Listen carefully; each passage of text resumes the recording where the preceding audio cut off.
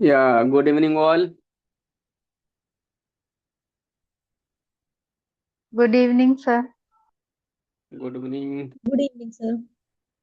Good evening. कैसा चल रहा है? How's going with preparation?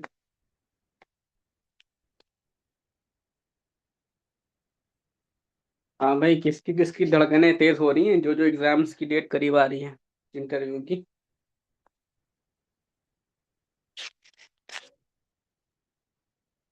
Sir hmm. मेरी। अच्छा। ओके, तो right now we are 7 in the meeting. हाँ। ओके, तो कोई डाउट है आप लोगों का? कोई क्वेश्चन हम डिस्कस कर सकते हैं? Is there any doubt or else we can start our mock interview.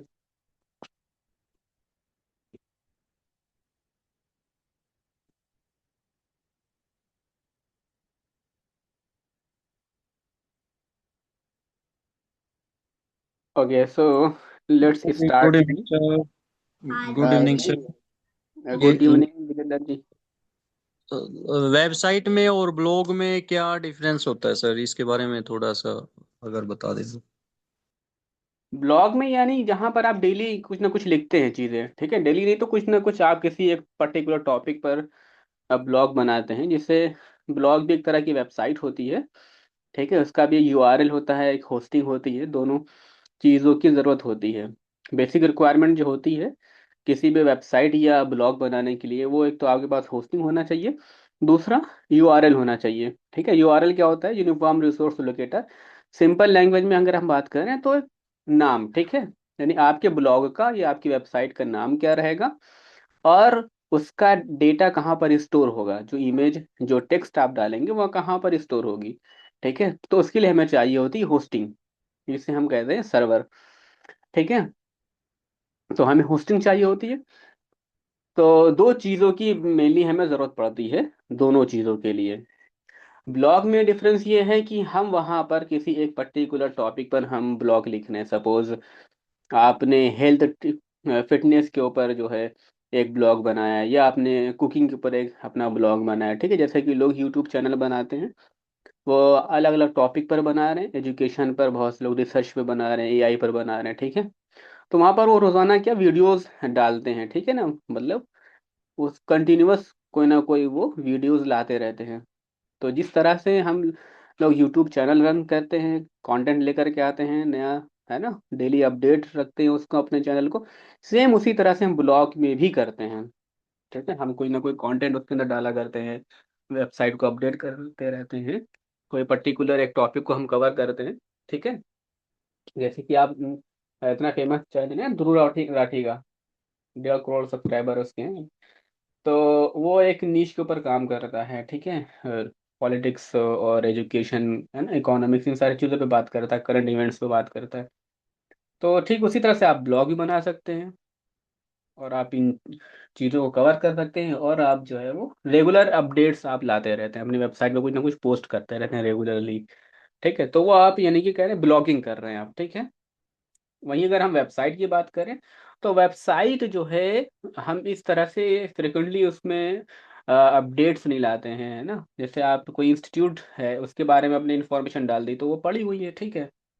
कोई कंपनी है, कोई शॉप है, ठीक है, तो आपने वो वेबसाइट बनाई, उसके बारे में आपने जो बेसिक रिक्वायरमेंट सर्विसेज हो गई, अबाउट अस हो गया, कॉन्टेक्ट अस हो गया, ठीक है, टर्म्स कंडीशन हो गई, प्राइवेसी पॉलिसी हो गया उसका, ठीक है, रिफंड पॉलिसी, और ये सारी चीज़ें जो होती हैं आपने एक बार डाल दी, बस खत्म, है ना।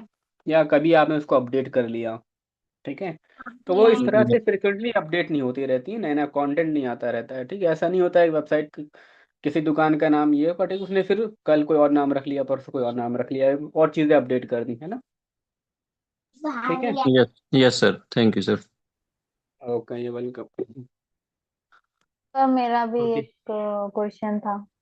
फील फ्री टू आस्क जी, बताइए उर्वशी जी। सर रिपोजिटरी और डेटाबेस दोनों सेम रहते हैं, दोनों में कुछ डिफरेंस है? रिपॉजिटरी और डेटाबेस, है ना। हाँ। रिपॉजिटरी से आप क्या समझ रहे हैं?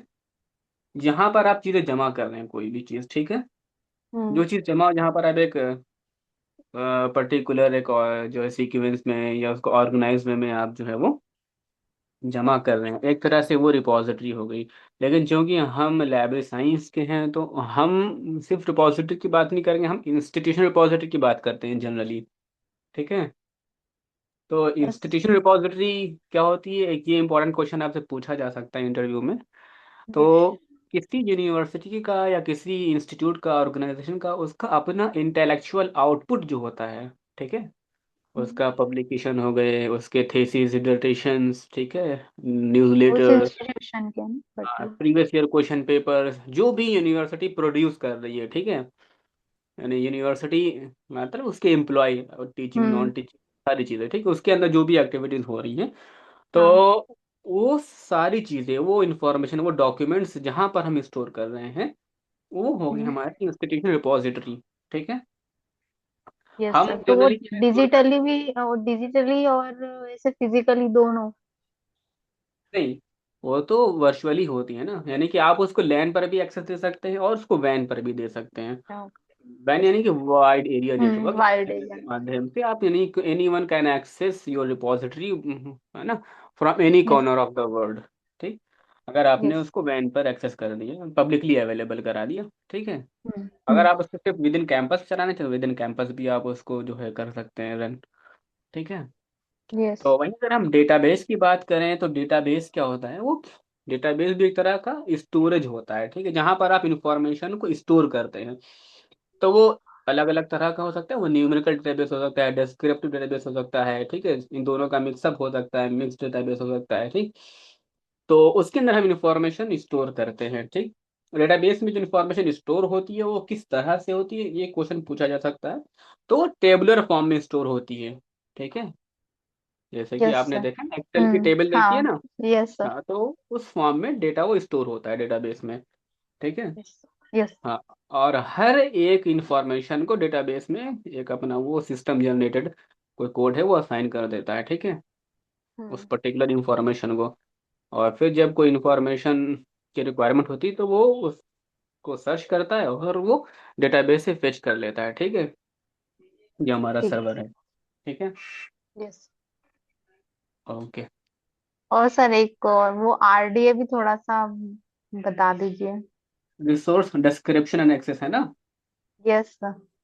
हाँ। आरडीए क्या है, कौन बताएगा इसके बारे में। आरडीए बहुत कॉमन चीज़ है, कैटलॉगिंग से रिलेटेड है। यस सर, क्योंकि वो ट्रिपल सी और एसीआर तो हमने मतलब पढ़ा है। हाँ। बाकी ये आरडीए नया मतलब टॉपिक है, सर। तो इसके बारे में कुछ नॉलेज नहीं है।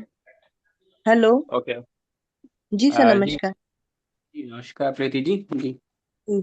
सर, आरडीए है रिसोर्स रिस्क्रिप्शन एक्सेस, जो हम्म, एएसीआर 3 के उसमें आया है सर ये। ठीक है, एज 3 आया, ठीक, ACR 2 था, उसके बाद ACR 3 आया ना, नेक्स्ट अपडेटेड जी। Version ACR 2। जी, हाँ। अपडेटेड वर्जन से आरडीए है। हाँ, और और सर इसकी डिटेल तो बस इतना ही है सर, पता तो।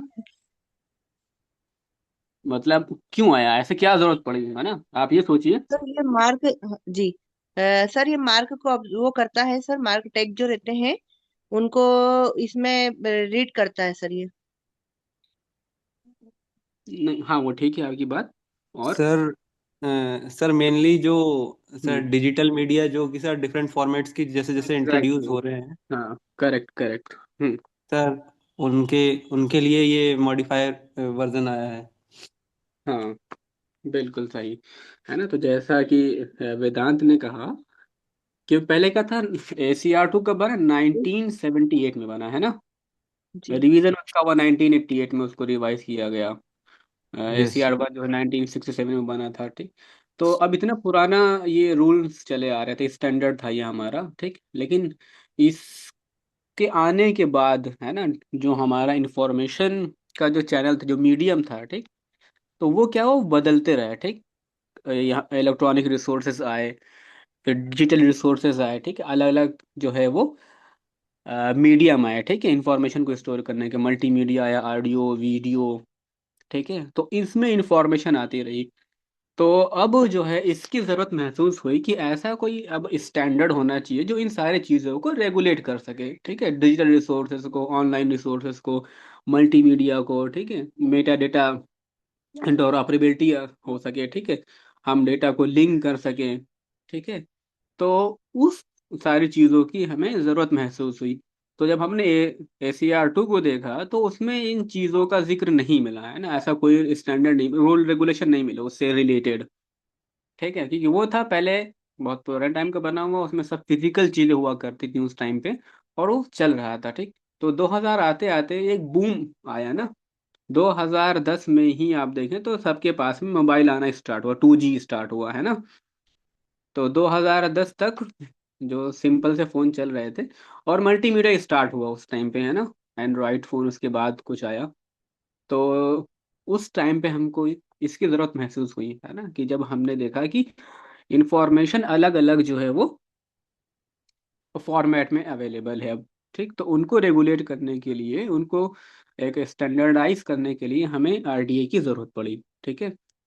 तो अब RDA क्या है? एक तरह से हमें डिस्क्रिप्शन देता है कैसे आपको इन सारी चीज़ों को कैटलॉग करना है, ठीक है, प्रिपेयर करना है इनका मेटा डाटा। तो वो ये बुक्स के बारे में भी डील करता है एज यूजुअल, जैसे कि ACR2 कर रहा था। एडिशनली ई बुक्स के बारे में बात कर रहा है, जर्नल्स के बारे में बात कर रहा है, आर्टिकल्स के बारे में बात कर रहा था, ऑडियो, है ना, वीडियो, ठीक है, 3D मॉडल्स। तो ये अभी जो लेटेस्ट जो टेक्नोलॉजी में जो इंफॉर्मेशन के फॉर्मेट है ना, तो उन सारी चीज़ों को ये कवर करता है RDA, है ना। तो अब इसके अंदर जो है ये इसके साथ में भी इंटीग्रेटेड है, ठीक है। मार्क 21 जो हमारा है, मार्क 21st सेंचुरी जो बना है, 1999 में जो आया था, मार्क मशीन रीडेबल कैटलॉग, ठीक है, डब्ल्यू कोर जो मेटा डेटा है, ठीक है। तो इन सारी चीज़ों को कवर करता है। तो एक तरह से अब ये, जैसा कि डॉक्टर प्रीति ने कहा ना, एक तरह से ये ACR3 है ना, तो आप इसको कह सकते हैं, ठीक है। तो एक ये ACR2 तो का अपडेटेड वर्जन है। तो ये अभी सारे सॉफ्टवेयर्स में अभी यही मतलब रहता है इंक्लूड। हाँ, ठीक है। तो ये यस। एक तरह का स्टैंडर्ड है, ये रूल्स रेगुलेशन बता रहा है, ठीक है, कि उसका टाइटल, क्रिएटर, पब्लिकेशन डिटेल, उसके आइडेंटिफायर्स, ठीक है, उनका रिलेशनशिप, ये सारी चीज़ें, कि एक रिकॉर्ड को हमें किस तरह से कैटलॉग करना है, ठीक, इसकी ठीक। इंफॉर्मेशन किस तरह से रिकॉर्ड करना है। हम्म। हम्म, ठीक है। जी जी, लाइब्रेरी पोर्टल के बारे में कुछ बताएं sir, library portal. Library portal, portal वही हो कि वेबसाइट है ना, मतलब पोर्टल उसी को आप कहते हैं, वेबसाइट कह लें उसको, ब्लॉग को कह लें, ठीक है। ऐसा कोई डिफरेंस जो है अलग टर्म नहीं है ये। ओके सर, उसी में ई रिसोर्सेज वगैरह या ई रिसोर्सेज लिंक वगैरह, URL वगैरह दे सकते हैं, ऐसा कुछ, या इंफॉर्मेशन जो अपडेट होती रहती है। हाँ, ठीक है, आप सब्जेक्ट गेटवे कह सकते हैं, सब्जेक्ट गेटवेज होते हैं, ठीक। तो ये सब्जेक्ट गेटवेज जो होते हैं, ये आप इनको यानी कि जहाँ पर आप अटैचमेंट वगैरह भी अवेलेबल करा रहे हैं चीज़ें, ठीक है। तो आप एक तरह से उनको बोल सकते हैं पोर्टल, ऑनलाइन पोर्टल ही होते हैं, यानी कि जो चीज़ आप एक्सेस कर रहे हैं ऑनलाइन, वो वेबसाइट हो, ब्लॉग हो, सब एक गेटवे हो, आप उनको एक कॉमन टर्म बोल सकते हैं पोर्टल, ठीक है। ओके। Yes sir. हम्म। और कोई क्वेश्चन? ओके, तो चलिए हम वॉक स्टार्ट करते हैं। ओके, सो सबसे पहले कौन तैयार है?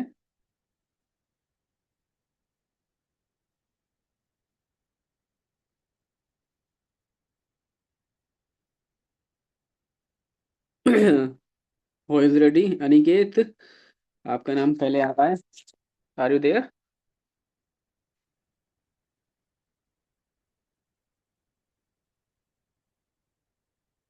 डॉक्टर प्रीति, काव्या, लीना, मंजीता गुप्ता जी, सारे लोग। जी सर। जी सर। ओके, आप मॉक इंटरव्यू के लिए तैयार हैं? जी सर। Okay, very good. और जो नेक्स्ट देना चाह रहा है वो भी तैयार रहे, ठीक है। अ, एक मिनट रुकिए ना, मैं ज़रा पेन ले लूँ। हाँ, ठीक है। Okay, so Preeti ji, please introduce yourself. Sir, my name Preeti, doctor Preeti Upadhyay. Sir मैं उज्जैन से बिलोंग करती हूँ सर। मेरा ग्रेजुएशन बिलीव मेरा विक्रम यूनिवर्सिटी से हुआ है, और एमलिप सर मेरा हरि सिंह गौर विश्वविद्यालय से हुआ है। और मेरा पीएचडी सर मंदसौर यूनिवर्सिटी से हुआ है। अ, मेरा पीएचडी का विषय था सर मेरा मध्य प्रदेश के विश्वविद्यालयों में पुस्तकालय विज्ञान शिक्षा एक कार्यक्रम। जी। Very good. So miss Preeti, ji Ujjain किस लिए प्रसिद्ध है? सर, उज्जैन में महाकालेश्वर है, जो अपने आप त्रिकालों के काल है, जिनको त्रिकाल के रूप में जाना जाता है, जैसे काल, मृत्यु और समय के रूप में। और यहाँ पे सर एक प्रसिद्ध अभी महाकाल लोक की स्थापना हुई है, जो नरेंद्र माननीय यशस्वी अपने प्रधानमंत्री नरेंद्र मोदी जी के उसे हुआ है सर। यहाँ पे एक पर्यटन स्थल पे धार्मिक पर्यटन और सांस्कृतिक विरासत को जोड़ते हुए यह बनाया गया है। ओके, जी तो आपकी पीएचडी हुई है, तो क्या आपके फाइंडिंग्स क्या रही आपकी पीएचडी में? सर, मैंने 6 पहलुओं पर पीएचडी करी है। मैंने 6 सिनॉप्सिस में लिया था सर मैंने। हम्म। हाइपोथेसिस में मेरे 6 पहलू पे मैंने इस पे वो करा है सर, पहल। जिसमें फर्स्ट मेरा पाठ्यक्रम था जो पुस्तकालय विज्ञान शिक्षा, उसके पाठ्यक्रम पे मेरा था सर। सेकंड था मेरा हम्म। बच्चों के जो छात्र रहते हैं सर, बिलीव एमलीव के और अदर जो सब्जेक्ट के भी बच्चे रहते हैं, मैंने उसको भी इंक्लूड कर दिया इसमें। और चूंकि हम्म। लाइब्रेरी साइंस में जो बच्चों की देखते हुए घटती जो संख्या, और उसके साथ में सर उनका पाठ्यक्रम भी है और संख्या भी नहीं है बच्चों की, उसके साथ शिक्षकों का लिया है मैंने। थर्ड चैप्टर में सर मैंने शिक्षकों का भी लिया है। तीसरा मैंने जो प्रौद्योगिकी है सर उस पे लिया है। और लास्ट पहलू मेरा जो सुख सुविधाएं जो मिलती है सर, संसाधन जिल बोलते हैं जिनको, सारी टेक्नोलॉजी संबंधित, उसके ऊपर मैंने 6 पहलू लिया है। ठीक है। I am asking about findings, है ना, क्या आपको फिर आउटकम क्या मिला, फाइंडिंग्स क्या रही आपकी, क्या पाया आपने? ये तो हो गई, आपने इन सारी चीज़ों को कवर जी किया है। जी ठीक है, तो इन सर। 6 चीज़ों को आपने कवर किया, तो क्या मिला आपको? सर आउटकम ये हुआ है उसमें कि जैसे मतलब हर लाइब्रेरी के अपने अपने एक रिसोर्स रहते हैं, और हर लाइब्रेरी के अपने अपने एक फंडिंग रहती है सर, बजट। तो कहीं ना हम्म। कहीं बच्चों की स्ट्रेंथ से लेके, जैसे अभी नई नई जो न्यू टेक्नोलॉजी आई है सर, उसमें बहुत कम कम आउटपुट मिला है मुझे, क्योंकि जिस तरीके से मतलब नई नई टेक्नोलॉजी से रिसोर्सेज मिल रहे हैं बच्चों को, वो चीज कहीं ना कहीं एक बजट के रूप में, इस छात्रों के रूप में और न्यू अपडेट सिलेबस के रूप में नई आउटपुट कम आया है सर। ठीक है, क्योंकि आपका हर सैम्पलिंग साल सर, मेथड क्या था?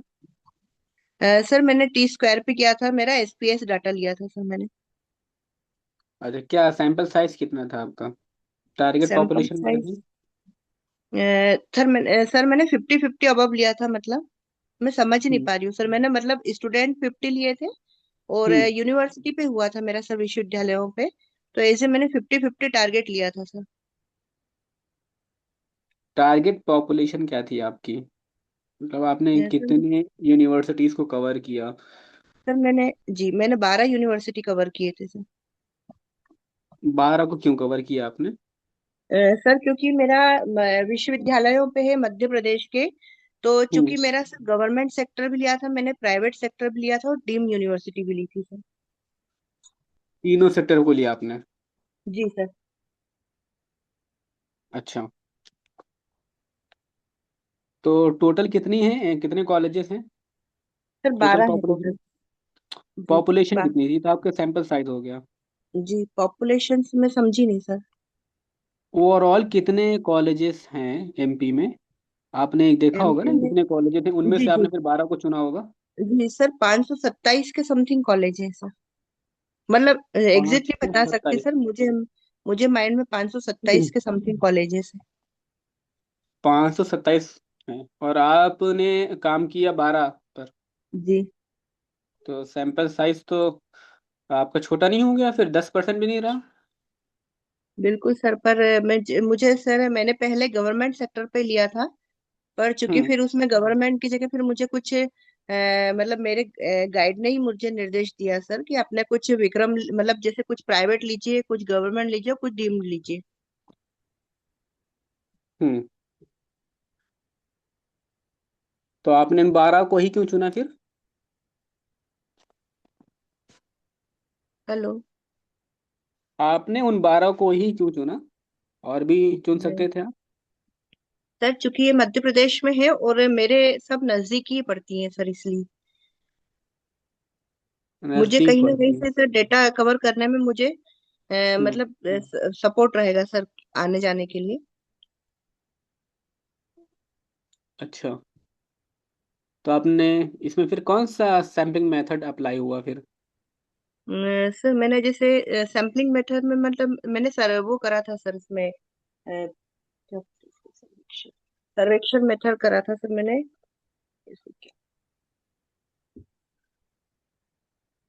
एक सेकंड, मेरा ये मेथड तो था सर इसमें। जी जी। ये तो डेटा कलेक्शन हाँ था आपका। मैं कह रहा हूँ सैंपल आपने जो है चुना, तो ये कौन सा जी। मेथड था? सैम्पलिंग मेथड कौन सा अप्लाई हुआ यहाँ पर? सैम्पलिंग मेथड सर, मैंने सर स्पेस वाला ही बोलते हैं उसको। अच्छा।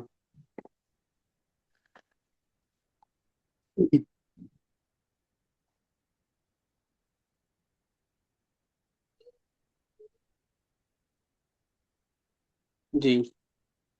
जी सर। तो आपको अलग अलग क्या चीज़ें मिली? आपको लगा ना कि डिक्रीज हो रहे लाइब्रेरी साइंस के स्टूडेंट? क्या जी। पाया आपने? तो लाइब्रेरी साइंस के स्टूडेंट से मैंने अलग अलग जैसे सर्वेक्षण किया जो मैंने वहां पर, तो बच्चे से हम्म। क्वेश्चनार भरवाए थे सर मैंने। तो हम्म। उसमें बच्चों से पर्टिकुलर, हर बच्चों से जैसे पाठ्यक्रम से रिलेटेड, सिलेबस से रिलेटेड, तो यही पाया गया कि सर सिलेबस भी अपडेट नहीं है।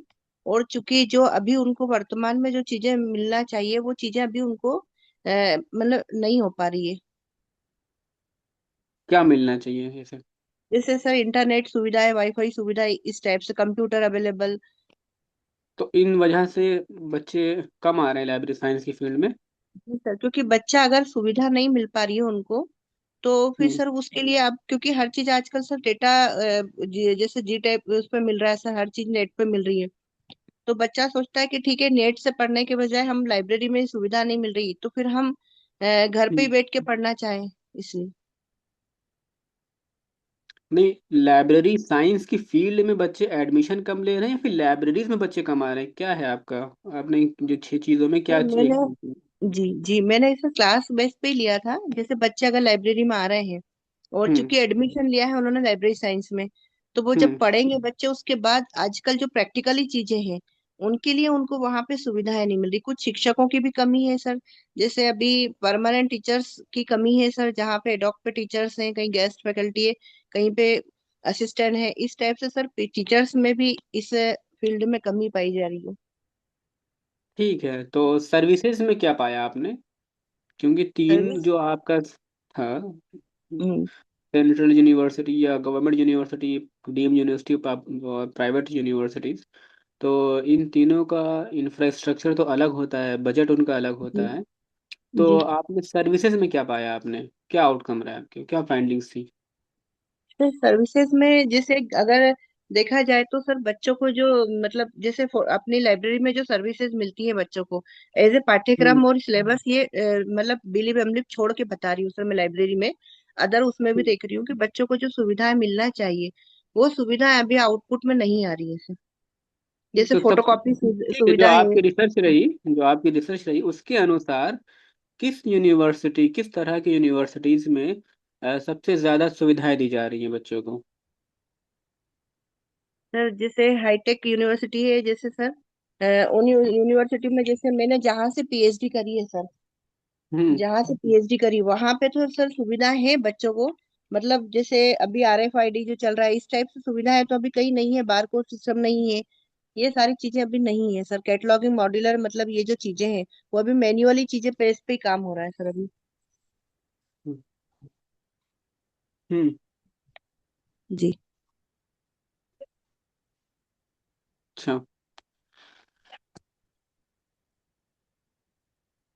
तो आपका अगर चयन हो जाता है जी एज अ लाइब्रेरियन, तो आप क्या क्या चीज़ें इम्प्रूव करेंगे अपने लाइब्रेरी में?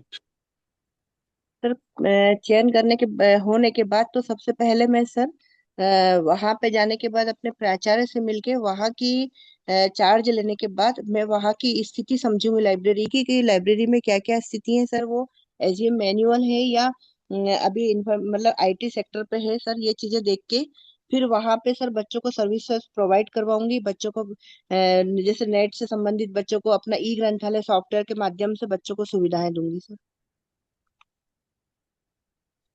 अच्छा, तो अभी गवर्नमेंट ऑफ इंडिया की कौन कौन सी सर्विसेज हैं एजुकेशन के क्षेत्र में, जो सर गवर्नमेंट जैसे ऑफ इंडिया प्रोवाइड कर रही है या उसको प्रमोट कर रही है? सर जैसे वन नेशन वन सब्सक्रिप्शन है, हम्म। जिसमें जर्नल्स प्रोवाइड करवा रही है गवर्नमेंट, जिसमें मतलब सारे जर्नल्स जहाँ पे मतलब 34 के समथिंग, मुझे एक ट्रस्ट मालूम नहीं है सर मुझे, 34 के समथिंग जो प्रकाशन है, पब्लिशर है, वो उस पे इम्प्रूव है। उसके बाद उनको वहां से सर रिसर्च पेपर वगैरह प्रोवाइड करवा रहे हैं sir as a hmm. Institution को। और क्या क्या सर्विसेज दी जा रही हैं? सर ई ग्रंथालय सॉफ्टवेयर है। हाँ, और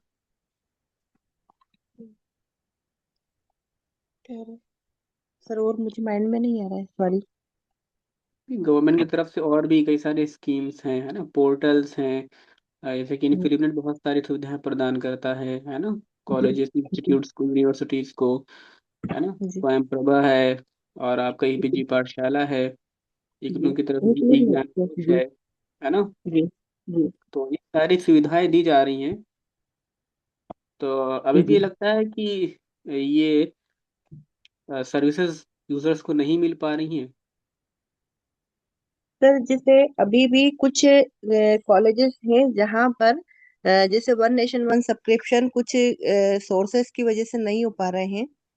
और कहीं ना कहीं सर जिसमें ये भी है कि वेल ट्रेंड ट्रेंड भी नहीं हो पा रहा है, तो कुछ सब इसमें भी ये समस्या है सर। तो आपने अपनी स्टडीज में प्राइवेट को भी लिया है, डीम को भी लिया है, वो जी। ओ एन वाइस किस तरह के कॉलेजेस या यूनिवर्सिटीज के लिए अवेलेबल है? ये गवर्नमेंट कॉलेजेस के लिए भी है और गवर्नमेंट यूनिवर्सिटियों के लिए भी है सर। हाँ, तो सर्विसेज में फिर यहाँ पर डिफरेंस नहीं आ जाएगा? क्योंकि जी इनको तो सरकार की तरफ से सुविधाएं दी जा रही हैं गवर्नमेंट इंस्टीट्यूट्स को, और आपकी जी जो स्टडी है आपने तीनों को लिया हुआ है, जी। तो इसमें अंतर नहीं आएगा आपको? हाँ अंतर तो है सर, पर वन नेशन वन सब्सक्रिप्शन तो सर मेरी पीएचडी सबमिशन के बाद हुआ है सर।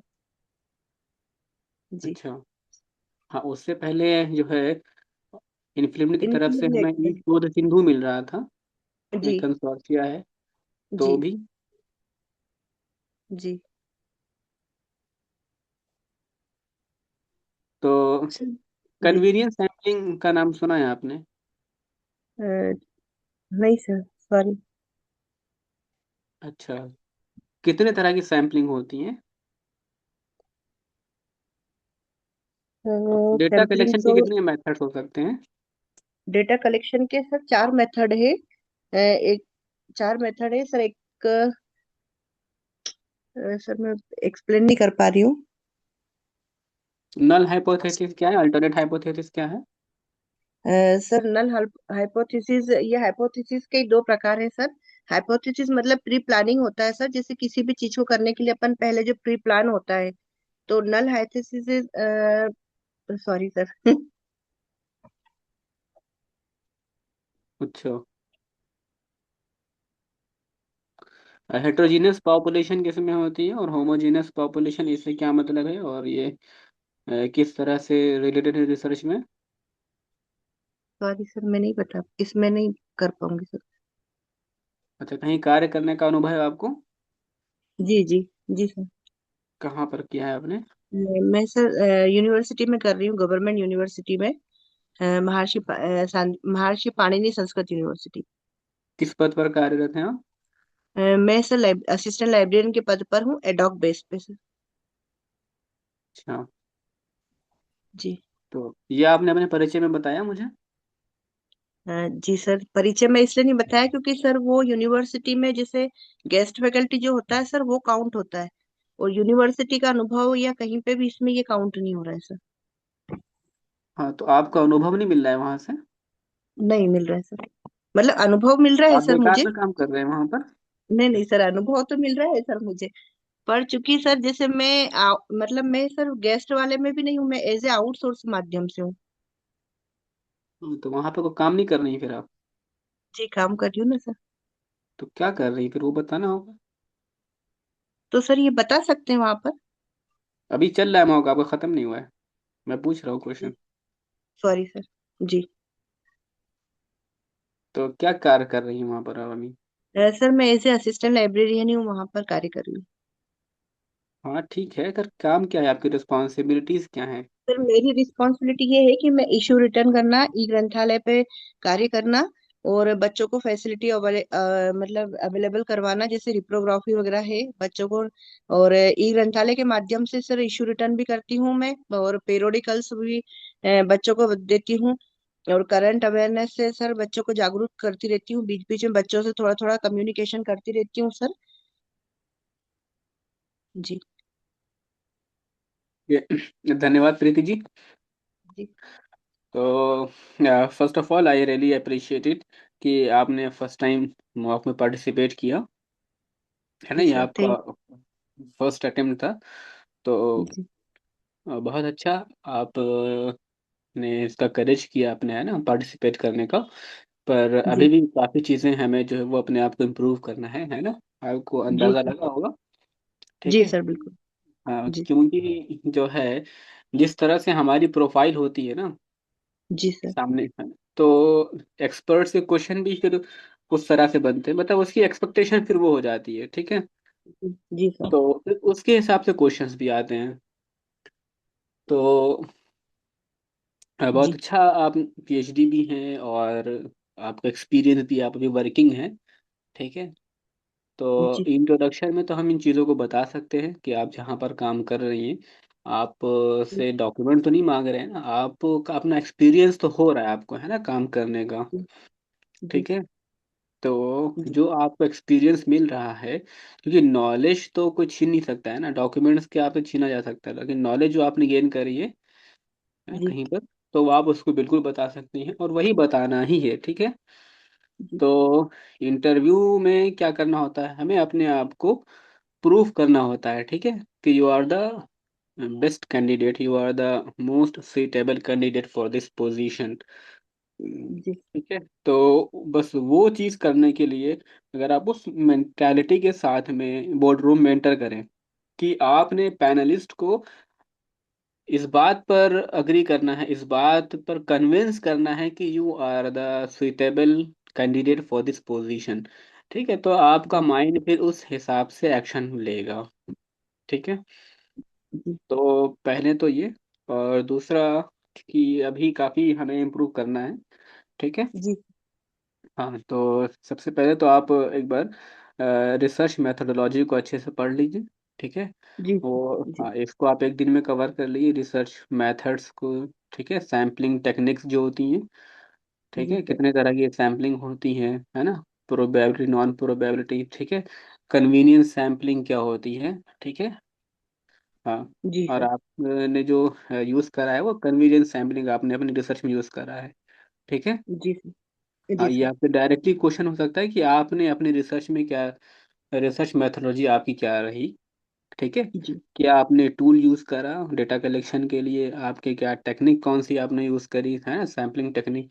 आपके पॉपुलेशन साइज कितना था? ठीक है, यानी जी सर। Target audience. ठीक है, या पॉपुलेशन साइज, फिर आपने उसका सैंपल कितना रहा आपका। ठीक है। जी। हाँ, तो जो भी रिसर्च से रिलेटेड क्वेश्चंस हैं आपका, जर्नल जो आते हैं, जर्नली क्वेश्चंस जो हैं, है ना, आपने नेट के टाइम पे प्रिपरेशन करा होगा या ऐसे, जी सर। तो उन सारी चीज़ों को एक बार आप गो थ्रो, है ना, होलिए। तो जी। वो आपकी चीज़ें रिवाइज हो जाएंगी मेरे ख्याल से, है ना? तो जी सर। काफ़ी दिन से वो आपकी नॉलेज क्या है उसको थोड़ा ब्रशअप करने की ज़रूरत है, मेरे ख्याल से आप उसको कर लें, थोड़ा टाइम लगेगा इसके अंदर। अपनी खास तौर से रिसर्च के ऊपर आप थोड़ा देख लें। ठीक, जैसे कि जी आपने बताया ये 6 टॉपिक पर आपने रिसर्च करी, तो उन 6 को फिर आप बताइए कि अलग अलग क्या क्या आउटपुट रहा। ठीक है, ये जी आपका हाइपोथेसिस था तो इसका आउटकम क्या आया, ये हाइपोथेसिस था इसका आउटकम क्या आया आपका। ठीक है, तो जो जो जी फाइंडिंग्स रही हैं आपकी, उन फाइंडिंग्स को तो आप अच्छे से याद कर लिए, पढ़ लीजिए। ठीक जी है, बिल्कुल। हाँ, जी तो ये एक बहुत ज़रूरी चीज़ है। और जी क्या क्या सर्विसेज अभी है ना गवर्नमेंट की तरफ से दी जा रही हैं ये। जी ठीक है, एजुकेशन में मिनिस्टर ऑफ एजुकेशन क्या क्या सर्विस दे रहा है, यानी फ्री में क्या क्या सर्विसेज प्रोवाइड कर रहा है, क्या क्या जी इनिशिएटिव्स लिए गए हैं। ठीक है, जी गवर्नमेंट ऑफ इंडिया की तरफ से एजुकेशन के बिल्कुल। क्षेत्र में। ठीक है, तो ये जी सर। आप सभी लोग देख लें इन चीज़ों को। तो बहुत अच्छा है ना, ओवरऑल आपका बहुत अच्छा था। बस आप इसी तरह से मेहनत करते रहें। ठीक है, जी सर। हाँ, ओके, गुड, थैंक यू। ये वेलकम। ओके, और कौन देगा, हु इज नेक्स्ट? सर मैं लीना हल्दार। जी लीना जी। नमस्कार सर, मेरा नाम लीना हल्दकार है। मैंने अपना ग्रेजुएशन छिंदवाड़ा गर्ल्स कॉलेज से किया हुआ है। इसके बाद मैंने अपना BLib ISC course doctor Hari Singh और विश्वविद्यालय सागर से किया हुआ है। मैंने अपना एमलिब ग्रामोदय चित्रकूट विश्वविद्यालय सतना से किया हुआ है। मैंने इसके बाद मैंने 4 साल एनईएस लॉ कॉलेज में काम किया है। वर्तमान में मैं रानी दुर्गावती विश्वविद्यालय जबलपुर में गेस्ट फैकल्टी के रूप में काम कर रही हूँ। अपने एकेडमिक पीरियड में मुझे कई अनुभव मिले हैं। इसके साथ ही कार्यों का अनुभव भी मुझे है, जैसे classification, cataloguing, reference services, library management, और इसके साथ साथ लीगल डेटाबेस। और इसके साथ मुझे कई टेक्निकल कार्यों और सॉफ्टवेयर में कार्य करने का भी अनुभव है, जैसे ई ग्रंथालय पे मैंने कार्य किया हुआ है। और साथ ही हम यूनिवर्सिटी में जो प्लेगरिज्म चेक होता है, उसके लिए ड्रिल बिल्ड सॉफ्टवेयर है, उसमें हम लोग प्लेगरिज्म चेक करते हैं। और साथ ही हम बच्चों को विभिन्न प्रतियोगी परीक्षाओं के लिए प्रेरित करते हैं। और मैंने अपने एकेडमिक पीरियड में मुझे सेमिनार और वर्कशॉप ऑर्गेनाइज कराने का भी अनुभव रहा है, जिसमें मैंने प्लानिंग, डॉक्यूमेंटेशन और कोऑर्डिनेशन का महत्वपूर्ण रोल निभाया है। और इसके साथ साथ हम बच्चों को विभिन्न प्रतियोगी परीक्षाओं को के लिए प्रेरित करते हैं, उन्हें रिसर्च के लिए प्रेरित करते हैं। और जिससे हमारे कई बच्चे विभिन्न प्रतियोगी परीक्षाओं में सफल हुए हैं। और इसके साथ साथ ऐसे एमपीपीएससी परीक्षा में भी हमारे यहाँ से कई बच्चे अभी इंटरव्यू के लिए सेलेक्ट हुए हैं। और इस प्रकार मुझे लाइब्रेरी में कार्य करने का बहुत अनुभव है, और आगे भी मैं अपने अनुभव और योग्यता का सार्थक उपयोग करना चाहती हूँ। धन्यवाद। हरी सिंह यूनिवर्सिटी से आपका क्या हुआ है? Belief sir. दिलीप हुआ है। जी। ये नाम किसके नाम पे रखा गया, हरी सिंह जी जो थे इनके बारे में क्या जानकारी है आपको? डॉक्टर हरि सिंह और अ,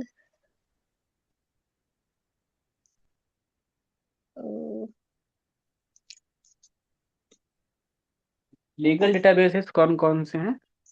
आपने बताया कि लीगल डेटाबेसेस की जी जानकारी है जी आपको। जी, लीगल डेटाबेस जैसे कॉलेज में हमारे यहाँ से जो विभिन्न जजमेंट के होते थे, जैसे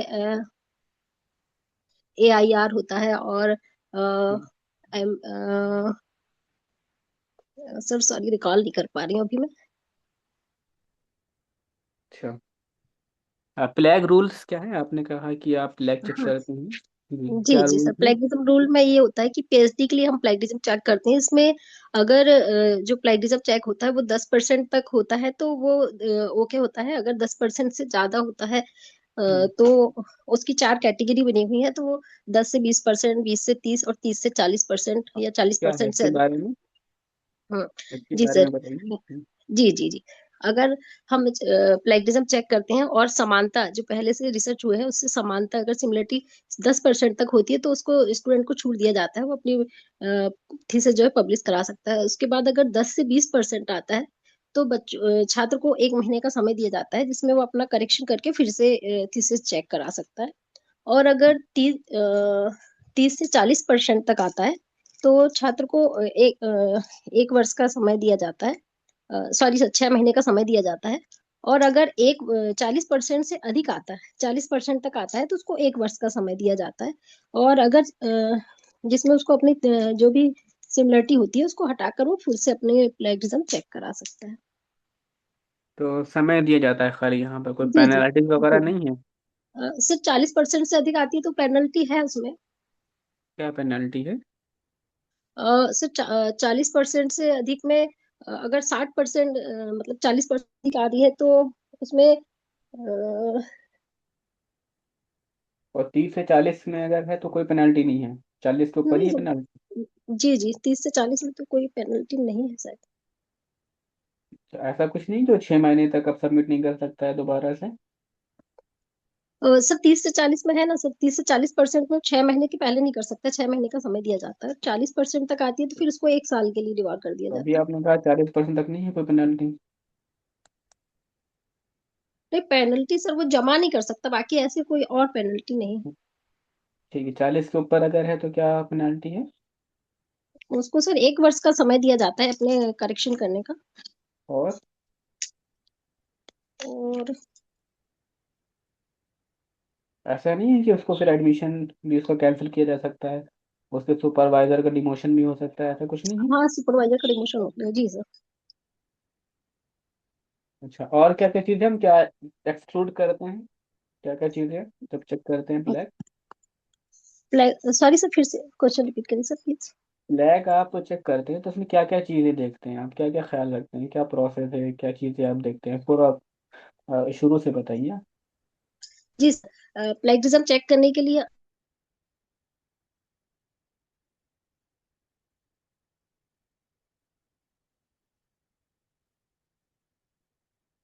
जी,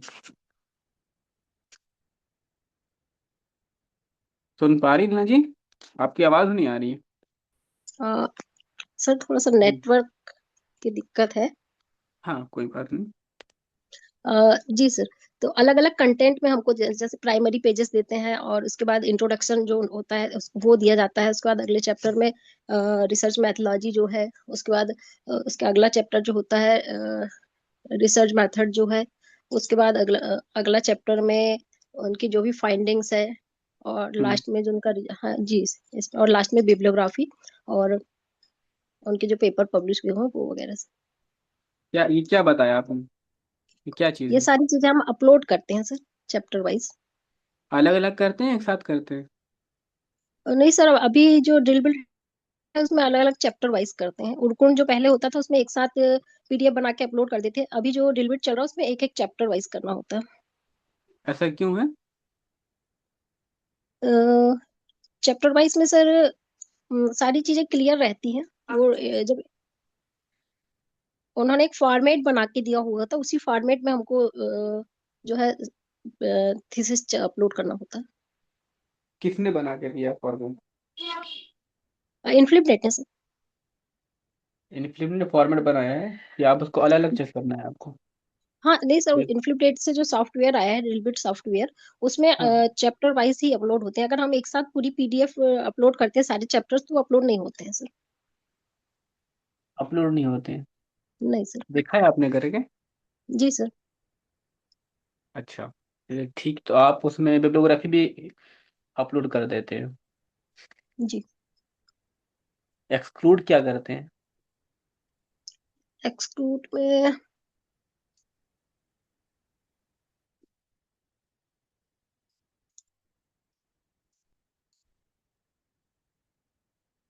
क्या क्या हमें एक्सक्लूड करना होता है? उसमें स्टूडेंट रिसर्चर कौन है, गाइड कौन है, और उसका आरडीसी कब हुआ है, ये सारी चीजें सर। ये सारे एक्सक्लूड करते हैं हम? जी। अच्छा, तो बिब्लियोग्राफी हमें एक्सक्लूड नहीं करना होता है। हमें अगर और उस बच्चे ने कोई रिसर्च पेपर लिखा हुआ है और वो पब्लिश है तो हम उसको एक्सक्लूड नहीं करते हैं? उसका जी प्रीलिम करते हैं पेजेस सर। को हम एक्सक्लूड नहीं करते हैं? जी जी हाँ? जी। तो आपने कहा नहीं कर रहे हैं, बस ये चीज़ें कर रहे हैं।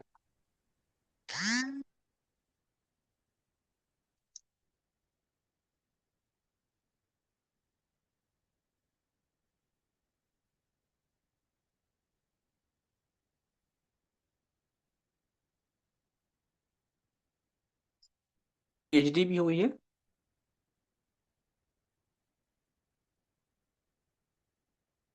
हेलो। जी, आपकी पीएचडी भी है?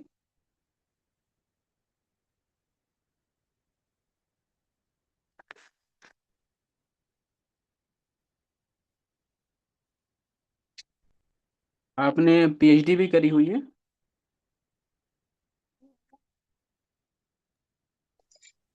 नहीं किया है सर। अच्छा अच्छा। रजिस्ट्रेशन हुआ है, अभी चल रही है, मेरी पीएचडी कंप्लीट नहीं हुई अच्छा, चल रही है। है जी। किस टॉपिक पर चल रही है? जी, तकनीकी महाविद्यालयों में पुस्तकालयों की उपयोगिता पर एक अध्ययन। क्या टॉपिक है? तकनीकी महाविद्यालयों में पुस्तकालयों की उपयोगिता पर एक अध्ययन।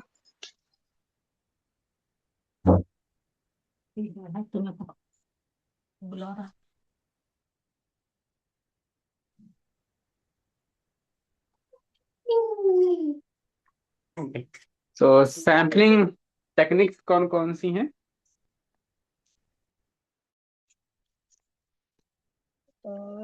सैम्पलिंग टेक्निक, सर अभी रिसर्च का टॉपिक मेरा तैयार नहीं है, सॉरी सर। Very good. अच्छा, तो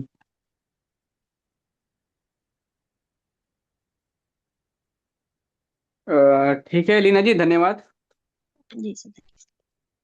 बहुत अच्छा है ना। तो काफी अच्छा आपका मौका रहा। ठीक है, तो कोई नहीं, अभी हम सब यहाँ पर ना सीखने के लिए आए हुए हैं। जी और धीमे धीमे सारी चीज़ें मौक होता रहेगा तो हम हमारे सामने आती रहेंगी।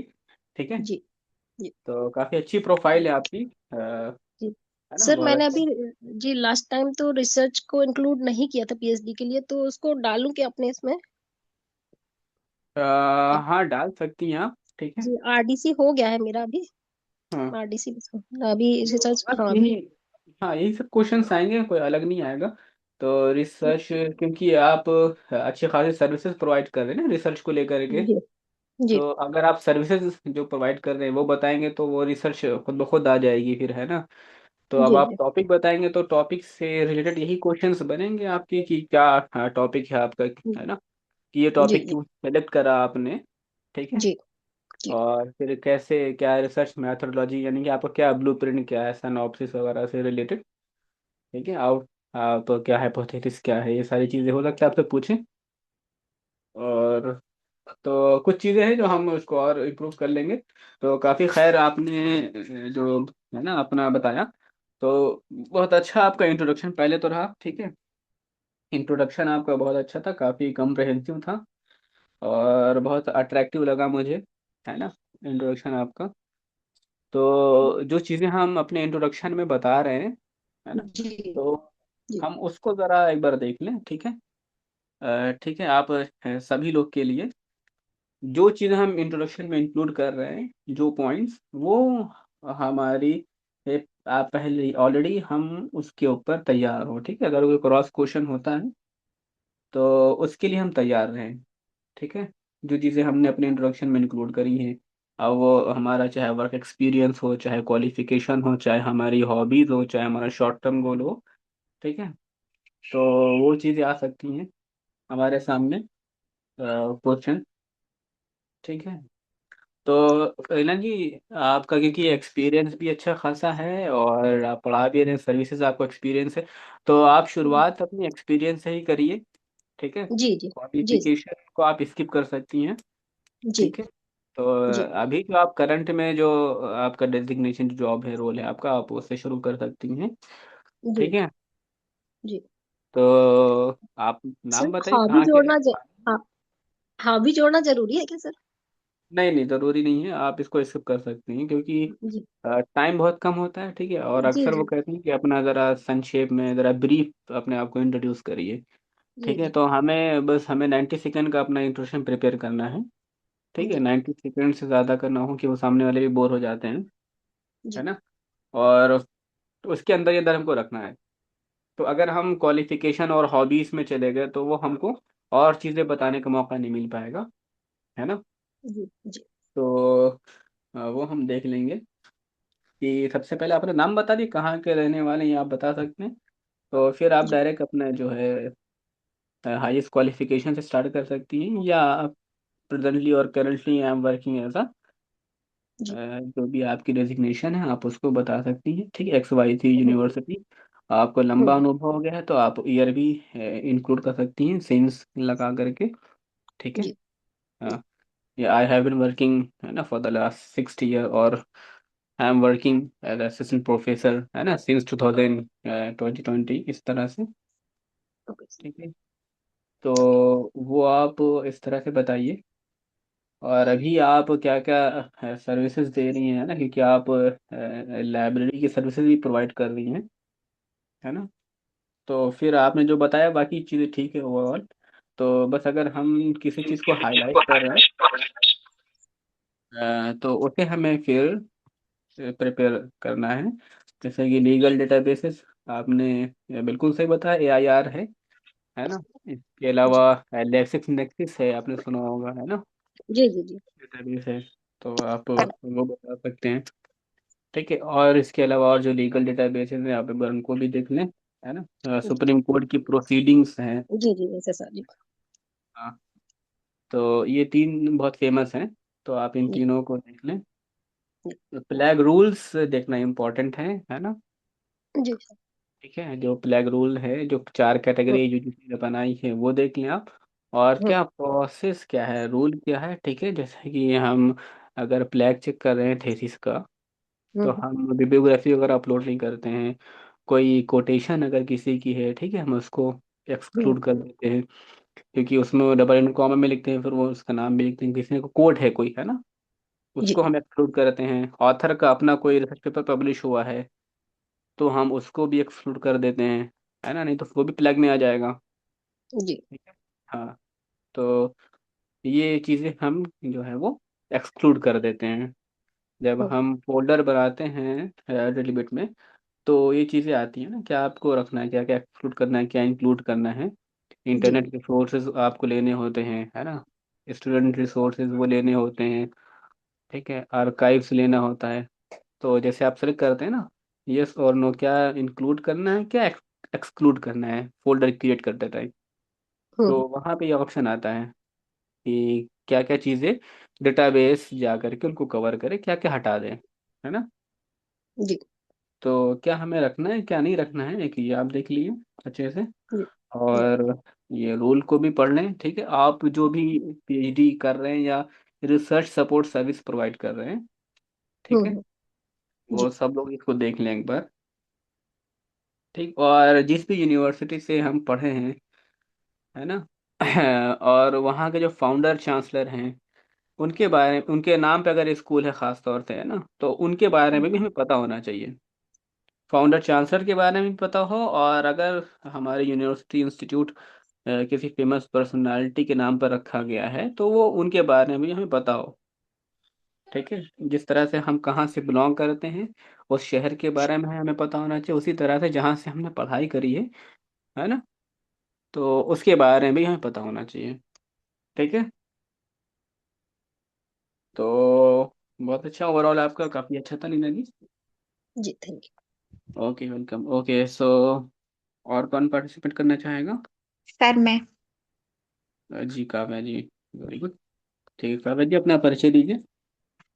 नमस्ते सर। सर मेरा नाम काव्या है। मैं सागर मध्य प्रदेश की निवासी हूँ तथा मैंने सागर से ही अपनी प्रारंभिक शिक्षा को पूर्ण किया है और सागर से ही मैंने BSc B.Lib और M.Lib कन्या शासकीय उत्कृष्ट महाविद्यालय से पूरी की है तथा 2021 में मैंने कूडो नेशनल टूर्नामेंट में पार्टिसिपेट किया था जिसमें मैंने सिल्वर मेडल प्राप्त किया है जो मेरे डिसिप्लिन और डिटर्मिनेशन को रिफ्लेक्ट करता है तथा मैंने लाइब्रेरी की फील्ड से मुझे क्लासिक कैटलॉगिंग एक्सेशनिंग और स्टॉक वेरिफिकेशन का थ्योरेटिकल नॉलेज है तथा मैंने समय समय पर ई ग्रंथालय कोहा और AI लाइब्रेरी के वर्कशॉप्स भी अटेंड की है जिससे मुझे इनके मॉड्यूल्स के बारे में भी अंडरस्टैंडिंग है।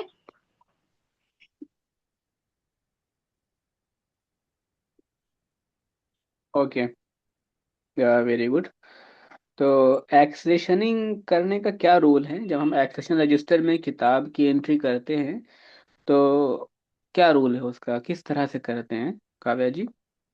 सर जिस तरीके से लाइब्रेरी में बुक्स आती हैं, बुक्स हम्म, लाइब्रेरी में आती हैं, डेट के हिसाब से सर एक्सेशनिंग की जाती है। उसका लिखने का तरीका कैसा होता है? सर उसमें सर 14 कॉलम्स होते हैं, जिसमें सबसे पहले सर होता है डेट, डेट फिर एक्सेशन नंबर, हम्म। ऑथर, टाइटल, हम्म। टाइटल सर, ठीक है, बॉडी, टाइटल कैसे लिखते हैं? Sir title, title. Sir full author का टाइटल, नाम कैसे लिखते हैं? ऑथर का नाम कैसे लिखते हैं एक्सेशन सर रजिस्टर? सरनेम और फिर surname and sir phone name लिखते हैं, सर सरनेम और फोन नेम लिखते हैं। जी। और टाइटल सर टाइटल के बारे में सर, किस तरह के, स्मॉल फॉन्ट में लिखते हैं, सब अपर केस में लिखते हैं, लोअर केस में लिखते हैं, सेंटेंस केस में लिखते हैं, किस तरह से लिखते हैं? कर्सिव में लिखते हैं, कैसे लिखते हैं? सर मुझे नॉलेज नहीं है सर। अच्छा।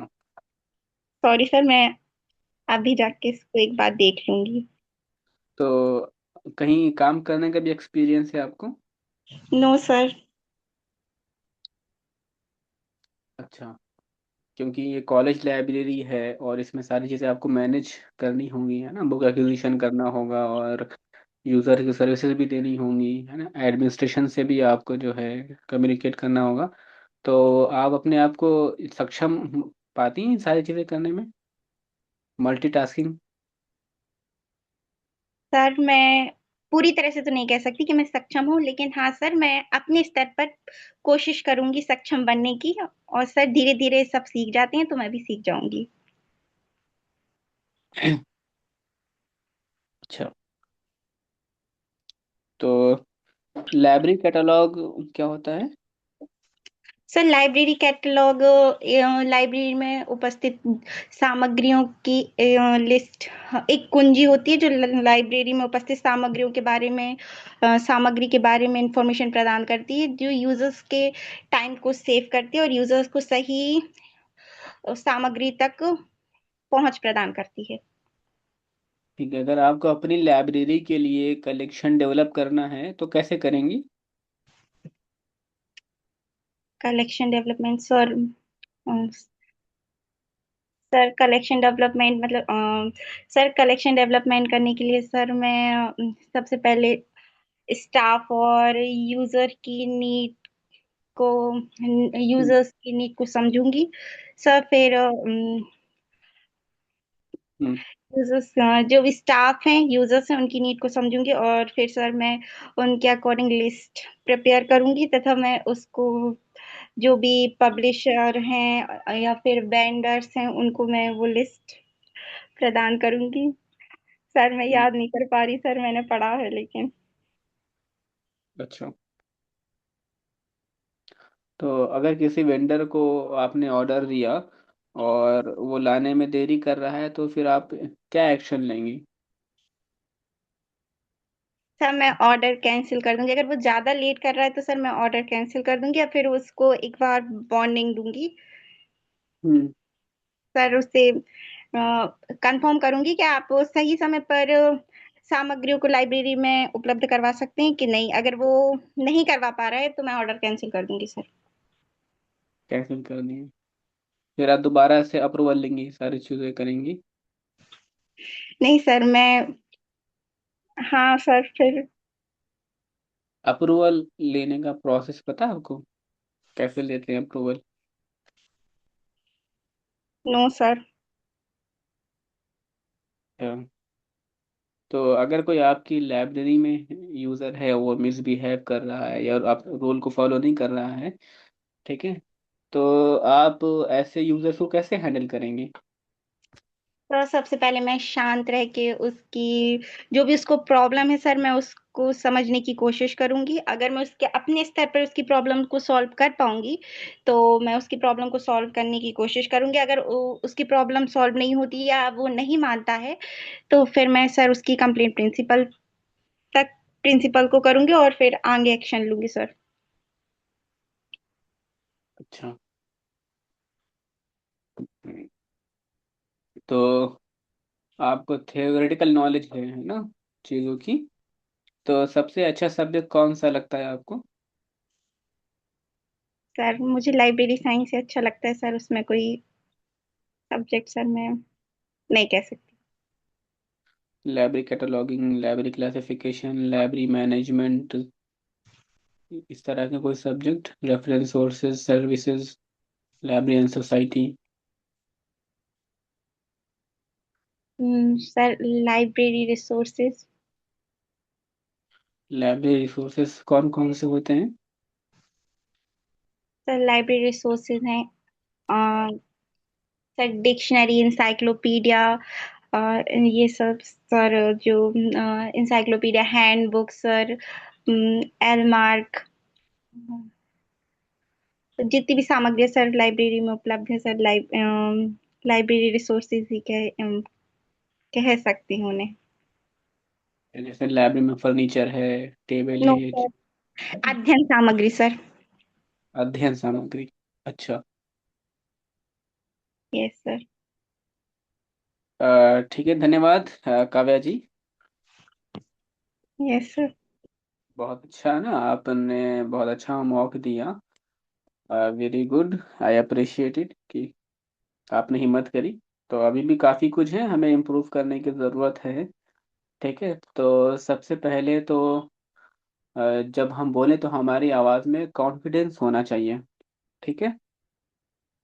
तो अभी तो बोलने में है ना हम फोकस करें, जो हमारे टोन है।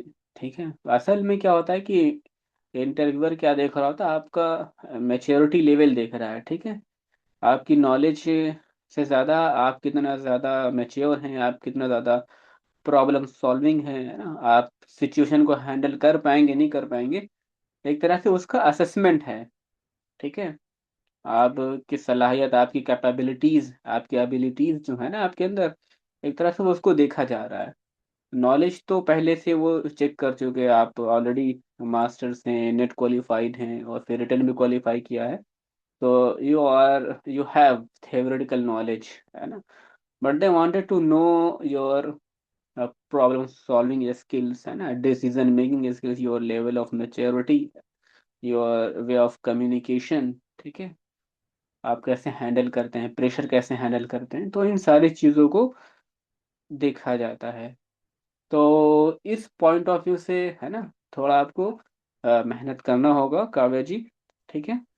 Yes sir. थोड़ा, हाँ थोड़ा, बल्कि आपको अच्छा खासा काम करना होगा अपनी इन स्किल्स के ऊपर। ठीक है। तो उसके लिए आप जो है इसमें से जो हमारे हैं ग्रुप में, आप इनसे जो है अपने पार्टनर बनाइए। ठीक है। इसके अंदर उर्वशी जी हैं और कोई और, ठीक है, मंजीता गुप्ता जी हैं, लीना जी हैं, प्रीति जी हैं। ठीक है। तो आप जो है इनके साथ मिल करके और थोड़ा सा प्रैक्टिस करिए मॉक इंटरव्यू की और चीज़ों की। ठीक है। Okay sir. हाँ। लीना जी, आप इनको थोड़ा से जो है ना, आप खुद भी प्रैक्टिस करिए और है ना मॉक लीजिए, और ये कुछ आपका मॉक लें और आप फीडबैक दें एक दूसरे को। ठीक है। जी जी सर, जी बिल्कुल। हाँ, क्योंकि आपको पहले से एक्सपीरियंस है। तो मुझे लगता है कि आप जो है, ठीक है काव्या जी, आप लीना जी से कांटेक्ट करिएगा ओके ग्रुप में। सर। हाँ, यस सर। और थोड़ा प्रैक्टिस करिए। ठीक है। Time sir. निकालिए, थोड़ा से तैयारी करनी होगी। और तो अगर हमें कोई चीज़ नहीं आ रही है तो हमको डायरेक्टली नहीं नहीं कहना है। ठीक है, कि इसके बारे में मुझे नहीं पता है या नहीं आता है ना। आपसे पूछा गया तो आपने कहा कि पूरी तरह से मुझे नहीं पता कि मैं सक्षम हूँ कि नहीं सक्षम हूँ। आप बोलिए कॉन्फिडेंस के साथ, हाँ बिल्कुल मैं सक्षम हूँ, है ना, काम करने के लिए। आप बताइए क्यों सक्षम, आप अपने आप को कैसे सुटेबल मान रहे हैं। आप कहिए कि सर जो एलिजिबिलिटी क्राइटेरिया है आप उसको फुलफिल कर रहे हैं, है ना, जो इस पोस्ट के लिए चाहिए, है ना, जो न्यूनतम योग्यताएं है वो आपके पास में है ना, क्वालिफिकेशन है आपके पास में, यू आर मास्टर्स, है ना, you have qualified UGC net, है ना, और आपने रिटन एग्जाम क्वालिफाई किया है। ठीक है। तो आप बिल्कुल सूटेबल इस पोस्ट के लिए हैं, है ना। तो आप पूरे कॉन्फिडेंस के साथ में बोलिए इस बात को, कि आपको लगता है कि आप बिल्कुल इस पोस्ट को डिजर्व करते हैं और इसके लिए आप जो है सक्षम हैं, है ना, अपने आप को मानते हैं। ठीक है। Okay sir. और जो चीज़ें ऑपरेशंस से रिलेटेड हैं, ठीक है, कलेक्शन डेवलपमेंट क्या क्या क्या प्रोसीजर है, एक्विजिशन से रिलेटेड और वेंडर से कैसे है, क्या अप्रूवल का क्या प्रोसेस है, ठीक है, इन सारी चीज़ों को एक बार आप पढ़ लीजिए, जो प्रैक्टिकल चीज़ें हैं। ठीक। और भाई हम जब भी बैठें तो हमारे पास में कॉपी पेन होना चाहिए। ठीक है। कॉपी पेन हम लेकर के बैठें, और मैं भी बैठता हूँ कॉपी पेन लेकर के, उसमें कुछ कुछ चीज़ें मैं नोट कर लेता हूँ, है ना, जब मॉक ले रहा हूँ। तो फिर हम उसके बारे में फिर हम बात कर लेते हैं। तो कुछ चीज़ें हो सकता है कि, है ना, मेरे मुंह से कुछ चीज़ें निकल जाए इंपॉर्टेंट, हो सकता है वो हो, तो भाई आप उसको नोट कर सकते हैं। ठीक है। क्वेश्चंस नोट कर सकते हैं, और उनके ऊपर फिर आप अपना आंसर प्रिपेयर करें। ठीक है, क्योंकि बहुत सारी चीज़ें होती हैं, क्वेश्चन पूछा, हम हर एक क्वेश्चन को हम फीडबैक उस पर नहीं दे सकते हैं क्योंकि टाइम कम होता है। ठीक है। मेरे जहन में भी नहीं आती हैं कुछ चीज़ें, या मैंने कोई क्वेश्चन पूछा, तो आप उन क्वेश्चंस को लिखें। ठीक है। और उसको अपने लिए समझें कि आपसे पूछा जा रहा है तो आप उसका आंसर कैसे देंगे। भले से दूसरे से पूछा जा रहा है, लेकिन आप अपने ऊपर लें कि अगर ये आपसे पूछा जाए तो आप इस प्रश्न का उत्तर कैसे देंगे, और आप उसको अपनी डायरी में लिखें। ठीक है। तो पहले तो क्वेश्चन लिख लें, तो सेशन के बाद में उसका उत्तर भी आप लोग लिखें अपने आप से। ठीक। और अगर कोई डाउट है, कोई क्वेश्चन है आपको, है ना, कुछ चीज़ें हैं, तो आप मुझसे पूछ सकते हैं, हम उसको डिस्कस कर लेंगे। ठीक है। करेंगे। भाई कोई भी नहीं यस, बोल रहा है, इसका मतलब कोई नहीं करेगा।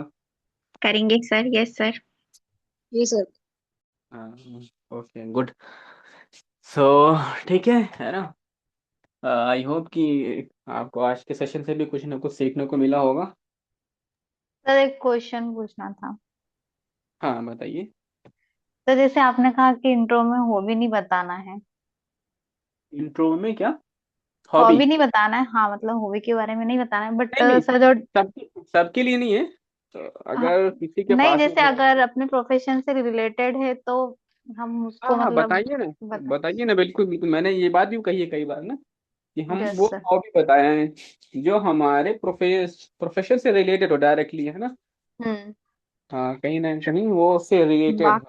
बाकी जो डेफ में भर के देंगे सर, अगर वो फिर मतलब वहां तो भरनी है कंपलसरी। तो भाई देखिए, एक मैं हॉबी भरनी है और एक फिर चयन में सहायक मतलब सहायक जानकारी, तो ये ठीक है दोनों भाई, तो। आप वो सारी इंट्रोडक्शन में उन चीजों को कवर करने की कोशिश करिए जो आपने डैफ में नहीं लिखा हो। ठीक है। Yes sir.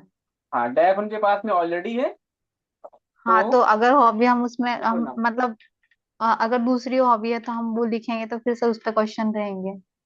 हाँ, तो आप वो उसको अपनी तैयार तरफ करके से है ना। देखिए, उसको हाँ। तैयार करके देखिए। ठीक है। Yes sir. हम्म।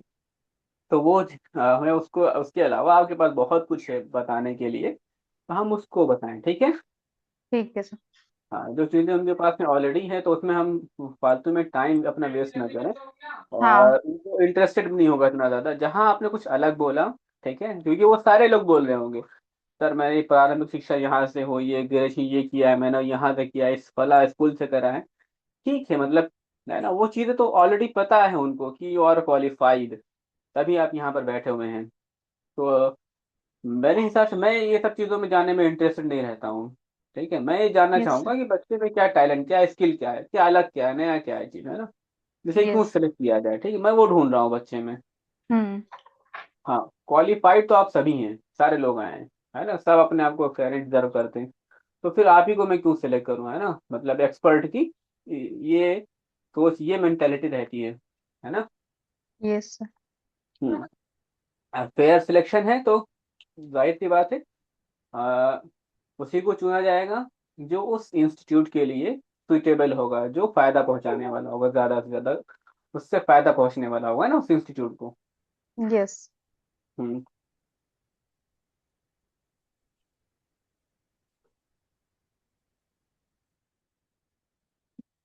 ठीक है। जी सर। सर मेरा एक जी। हेलो। क्या? हेलो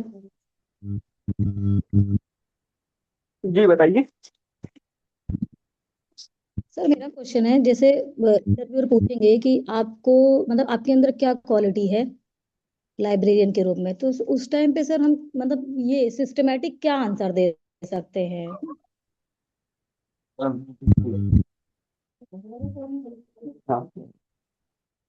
जी। तो देखिए, पहले तो हमें अपने इंटरव्यू में ज्यादा से ज्यादा मतलब आपको बिल्कुल ऑनेस्ट रहना है, ठीक है। इंटरव्यू में आपको जी सर। ऑनेस्ट रहना है। तो इसीलिए मैं कहता हूँ कि आप इस चीज को प्रिपेयर करें। मैंने जो 3 होमवर्क दिए ना आप लोगों को, कि ये कुछ चीजें आपको जो जी प्रिपेयर सर। करनी है, ठीक है। एक उसमें तो ये था, सुइटेबिलिटी फॉर द पोस्ट, ठीक है।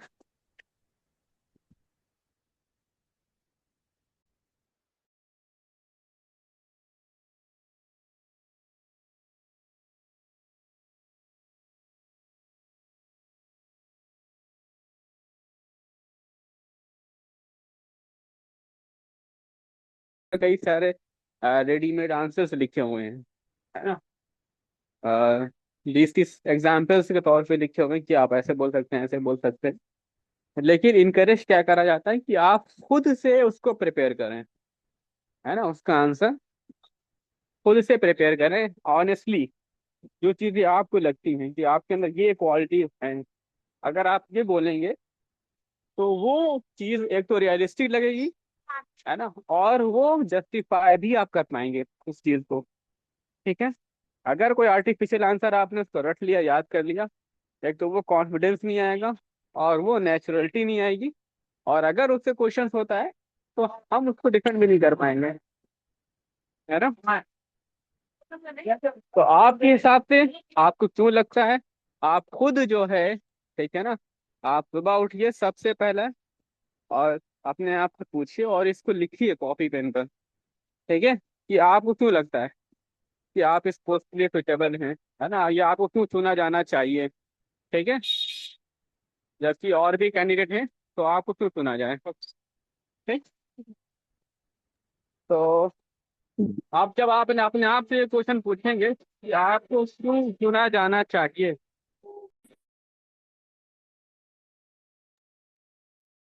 सर, तो इस चीज को रिलेट भी कर सकते हैं ना हम कि अभी प्रेजेंट में हम यहाँ पे वर्क कर रहे हैं और वहाँ पे हमारा वर्क परफॉर्मेंस अच्छा रहा है, तो उसकी वजह से मुझे चुना जाना चाहिए। आप बिल्कुल बोलेंगे ना। आप ये फ्रेम करना हो कि भाई आपके पास में ये स्किल्स है, आपके पास ये एक्सपीरियंस है ना, ये जो आपने काम करे हैं। जैसे कि मैं बोलूँ कि मुझे पोहा एडमिनिस्ट्रेशन का अनुभव है, डेटा माइग्रेशन का अनुभव है, ठीक है। इंस्टीट्यूशनल रिपोजिटरी को कैसे सेटअप करा जाता है उसका अनुभव है ना। रिसर्च सपोर्ट सर्विस देने का अनुभव है, data analysis, data management, information retrieval, user services, ठीक है। इन सारी चीजों का अनुभव है, हम ये चीजें बोल रहे हैं, ठीक है। तो इन सारी स्किल्स की वजह से, इन सारे एक्सपीरियंस की वजह से आपको लगता है कि आप you are the suitable candidate for this position, ठीक है। तो जहां आपने ये सारी चीजें, अपना जी सर। एक्सपीरियंस उनको बताया कि ये सारी चीजें आपने काम करी हैं, इन चीजों पे काम करा है आपको तो जाहिर सी बात है फिर उससे क्वेश्चन होगा, ठीक है। आपने उन क्वेश्चंस को आंसर कर लिया, ठीक है, तो फिर आपका सिलेक्शन पक्का है। आपने कहा कि मुझे लीगल डेटाबेसेस की जानकारी है या और चीज़ों की है, ठीक है। जब मैंने कहा कि मुझे रिपॉजिटरी की अच्छी नॉलेज है, ठीक है, कैसे सेटअप करते हैं, कैसे कम्युनिटी कलेक्शन और इन सारी चीज़ों को मैनेज करते हैं कलेक्शन को, तो अगर उससे रिलेटेड क्वेश्चन हुआ और मैं नहीं बता पाया, ठीक है, एक क्वेश्चन नहीं बता पाया, ठीक है, बेसिक अगर उससे रिलेटेड क्वेश्चन नहीं बता पाया, तो फिर हमारा एक निगेटिव इम्पैक्ट पड़ेगा। वही अगर हमने बता दिया तो पॉजिटिव इम्पैक्ट हमारा होगा, है ना। यानी जो चीजें मैंने बोली वो सच है ना, और ईमानदारी से हमने आंसर दिया, ठीक है। तो जो चीजें आप बोल रहे हैं, जो एक्सपीरियंस अपना आप बता रहे हैं, जो स्किल्स आप बता रहे हैं अपनी, ठीक है, अब वो चाहे स्किल हो, चाहे आपका अपना एक्सपीरियंस हो, या आपका अपना फेवरेट सब्जेक्ट हो, ठीक है, जो भी आपने बोला, लाइब्रेरी कैटलॉगिंग हो या रेफरेंस सोर्सेज हो, जो भी आपका अपना सब्जेक्ट है, उससे रिलेटेड अगर क्वेश्चन आया, खास तौर से बेसिक क्वेश्चन, ठीक है, अगर हम उसको आंसर नहीं कर पाए तो एक नेगेटिव इम्पैक्ट जाएगा। अगर आपने बेसिक्स की शुरुआत होती, बेसिक का आंसर दिया आपने, फिर वो लेवल बढ़ता जाता है, फिर आपको आता है, भले से आप एक आंसर नहीं कर पाए तो भी, है ना, इतना ज्यादा फर्क नहीं पड़ेगा। ठीक है। सर मेरा दूसरा क्वेश्चन भी है। हाँ। सर दूसरा क्वेश्चन ये है कि जैसे हमारी स्ट्रीम, मैंने ग्रेजुएशन किसी और अरे स्ट्रीम बोल दो। से,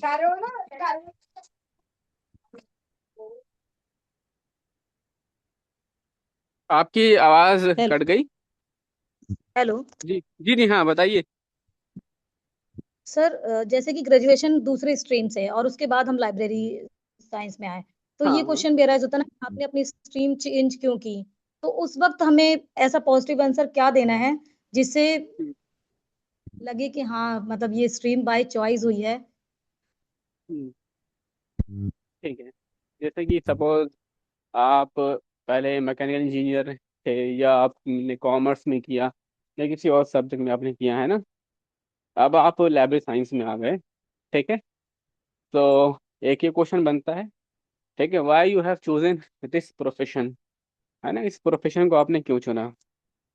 तो दैट्स वाई हमने जो तीन इंपॉर्टेंट क्वेश्चन जो आप लोगों को एज अ होमवर्क दिए थे, पहला ये था कि आपको अपना इंट्रोडक्शन प्रिपेयर करना है, दूसरा ये कि why you have chosen this profession, तीसरा ये कि सुटेबिलिटी फॉर द पोस्ट, या आपने, या आप लाइब्रेरी क्यों बनना चाहते हैं, या आपको क्यों चुना जाना चाहिए, ठीक है। तो ये तीन क्वेश्चन मैंने जो है होमवर्क में दिए। आई डोंट नो कि कितने लोगों ने इसको प्रिपेयर किया, ठीक है। तो पहले तो मैं दोबारा से अपने अच्छा क्वेश्चन पूछा, याद आ गया, तो भाई आप सारे लोग इसको प्रिपेयर कर लें, ठीक है। ये तीनों बहुत इम्पोर्टेंट हैं, है ना, और ये तीनों ही आप के इंटरव्यू को अच्छा और खराब करने के लिए काफी हैं, ठीक है। ये सर सर आप एक ये बार वाला क्वेश्चन जरूर पूछना। तो लेकिन अभी तक आपने तो किसी ने प्रिपेयर नहीं किया ना। नहीं सर, प्रिपेयर है। ये क्वेश्चन आपने उस दिन बोला था ना। प्रिपेयर किया है। Yes sir. चलिए तो कल इसको क्वेश्चन पूछते हैं, है ना, और आप यस सर। लोग पूरी ईमानदारी के साथ में प्रिपेयर करके लाइए, ठीक है। अभी एक्चुअली, है ना, मैं रास्ते। सर प्रिपेयर तो किया है, बस फ्रेम नहीं कर पा रहे हैं कि वो एकदम इंटरकनेक्ट हो मेरे वर्ड से और मेरी पर्सनैलिटी से।